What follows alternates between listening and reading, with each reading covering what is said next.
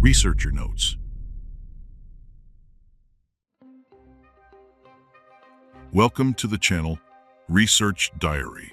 Here we will share the most amazing and inexplicable stories that happen to ordinary people, but at the same time went beyond the usual understanding of reality. We will share with you the most mysterious and inexplicable stories that change the way we see the world. Each story is unique and filled with an atmosphere of mystery. We will try to explore each story by analyzing details and looking at possible explanations. Exploring the Matrix failure. Stories about events that happen to people but are not supposed to happen in the real world. For example, when people see themselves in situations they have already experienced but with some changes.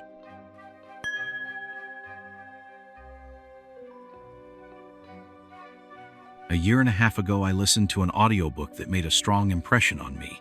The plot was exciting, although the ending seemed a bit long, but it did not spoil the overall impression. Recently, however, a very unusual thing happened. 10 days ago, I decided to reread this book, and everything started as usual. But then, something unexpected happened. The plot started to change right before my eyes. The main character remained the same, but the events unfolded in a completely different way. Everything seemed twisted, as if I was reading an alternate version of the book, with new scenes added in some places and old ones removed. It was like traveling between different probabilities of the same story.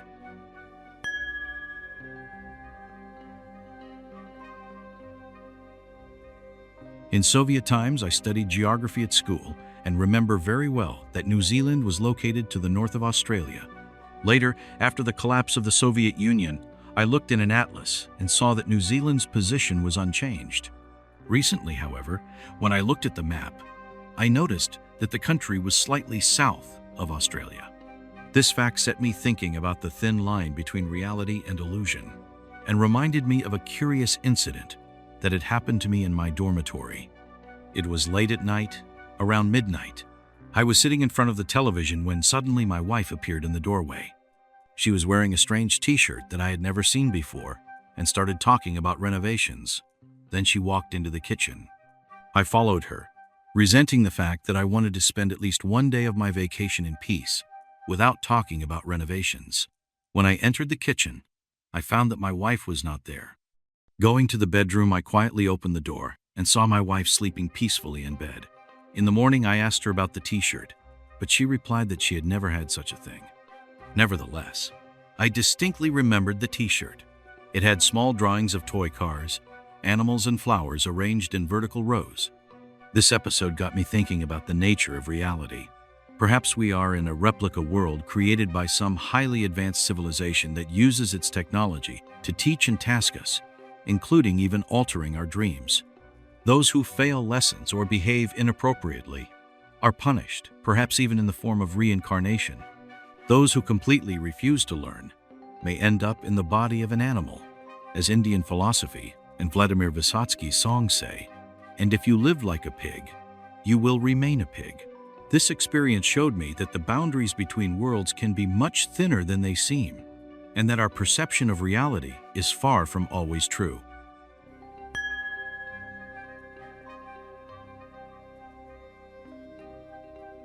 Many years ago, when my mother was still alive, unfortunately, she has been gone for almost 40 years, she shared with me an interesting story that happened in the distant past, in the 1950s.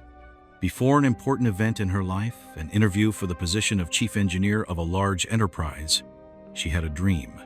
In it, she saw a staircase leading upward, and how she took a step on the first rung and began to climb. Some time passed, and the day of the interview came. There were several candidates, and among them stood out one experienced man, whom the management was particularly looking forward to. However, fate had it differently. This man was very late. The admission committee, tired of waiting, decided to start the interview without him and invited my mother. She successfully passed all the stages of the interview and was offered the position of chief engineer.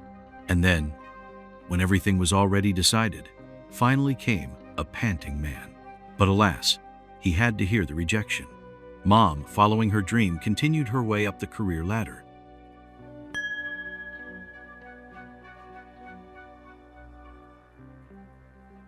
I want to share a story that happened to me just yesterday and reminded me of possible failures in the matrix of our perception of reality. It concerns my former colleague, with whom we worked at the same company until 2011. I moved on to a new job after that, but we kept in touch. She recently wrote me a message, enclosing a picture of a drawing I had once made. It turned out that she had kept it since 2016. The drawing depicts flowers that I had done on some draft document.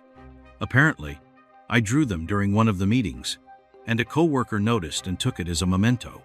What's remarkable is that this draft has a date stamped on it, 2016. However, I was no longer working for the company at the time, and there was no way I could have left the drawing on a document with that date. How this could have happened, I have no idea. But the drawing is definitely mine.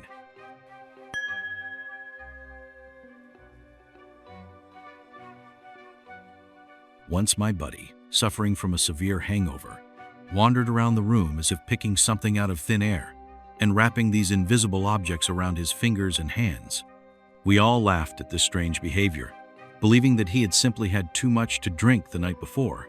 However, this scene suddenly brought back memories of an old man's story I had heard as a child.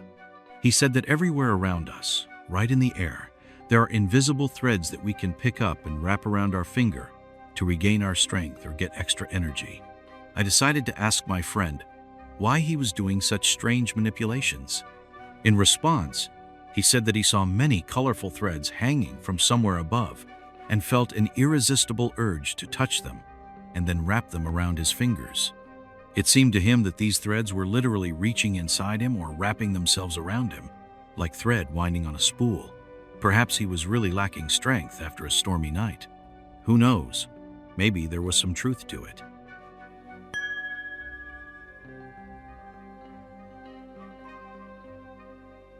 Here is a comment I want to leave on this.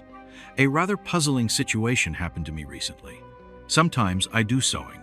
For this, I spread out a table in my office and set my sewing machine on it. To protect the surface of the table, I always use a special tablecloth, which I fold neatly in half. It is important to me that it lies flat and beautiful, because then it is more convenient to place the necessary tools nearby. Some time ago, I set up the machine as usual, but I didn't have time to do any sewing. Finally, yesterday I decided to sit down to work and noticed that the tablecloth was laying completely differently than I had left it before. It was a little strange because I live alone, and my cats certainly couldn't have made a difference. My daughter and grandson rarely come into this office, and they are not at all interested in touching the tablecloth.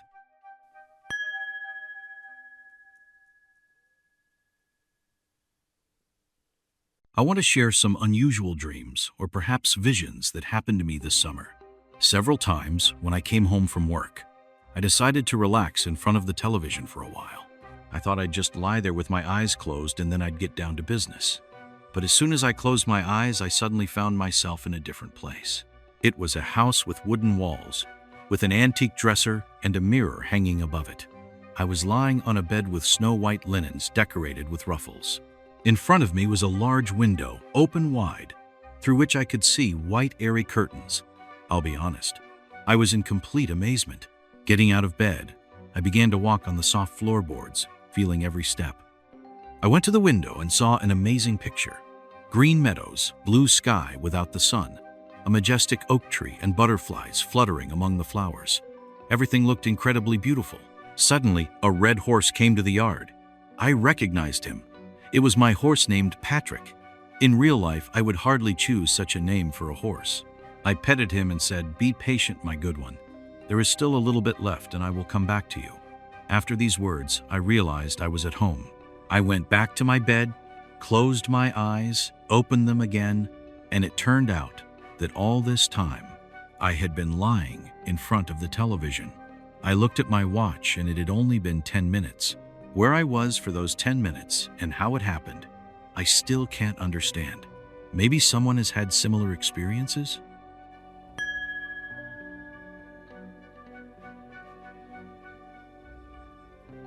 I have many such stories to share for hours on end. Let me tell you one of them. One day, when my son was about 3 months old, they decided to change the door in his room. There were 4 keys on a bunch of keys, and we hadn't gotten around to separating them yet. I tried to enter the room, but the door suddenly slammed shut.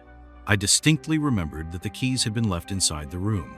We started looking for them, but they were nowhere to be found. We had to break the lock to get in. When we got in, there were no keys in the room. We went into the kitchen, and the bunch of keys was lying in the middle of the empty kitchen table. We all stood there puzzled. How could this have happened? None of us had seen how the keys had gotten there.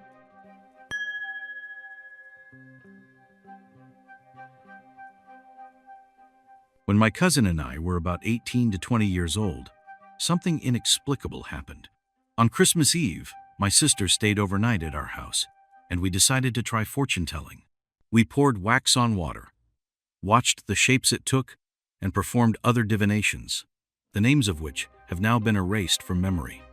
After finishing the divination, we just sat and chatted, enjoying each other's company. The evening smoothly turned into night, and there were only two of us in the room. Suddenly, something flew past my sister in my direction and disappeared. It's hard to put into words exactly what it was, since the whole episode took a matter of seconds. It resembled some sort of energy ball, perhaps similar to the descriptions of ball lightning, although in winter, with the windows and doors closed, there could not have been a thunderstorm. The ball was slightly larger than a tennis ball, of a light color, and moved with a subtle humming and vibration. We both saw it clearly, and were so frightened that we couldn't sleep until morning. What could it be? Perhaps someone has experienced something similar?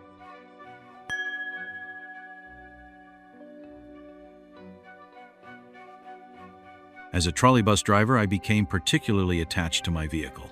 I always tried to keep it in perfect condition, took part in repairs, and even got angry if I noticed the slightest malfunction.